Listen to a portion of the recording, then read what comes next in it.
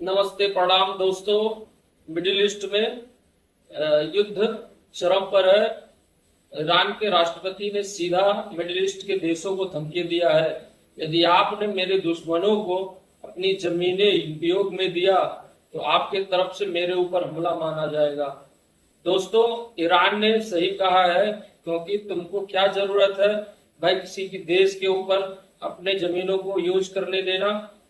दोस्तों, आप जानते हैं कि मिडिल ईस्ट के जितने भी देश हैं अमेरिका की मिलिट्री बेस है, क्योंकि इनमें अपने आप को रक्षा करने की ताकत तो है नहीं।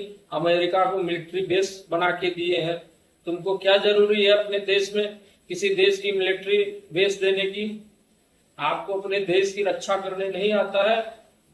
ईरान से सीखो, शेर की तरह कैसे जवाब दे रहा है, अमेरिका को किसी के सामने नहीं छुप रहा है।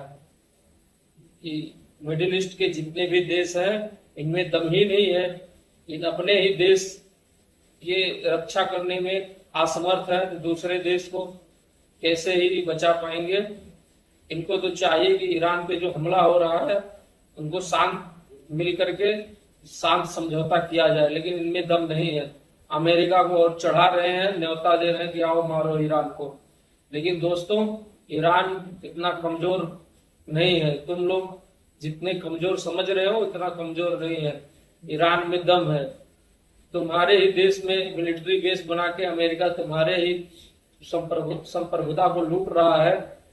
तुम्हारे में अगर दम है तो अमेरिका का मिलिट्री बेस भगाओ अपने देश से। बोलो तुम यहाँ क्या कर रहे हो। डिप्लोमेसी अगर चाहते हो तो सिर्फ एम्बेसी बना के रखो।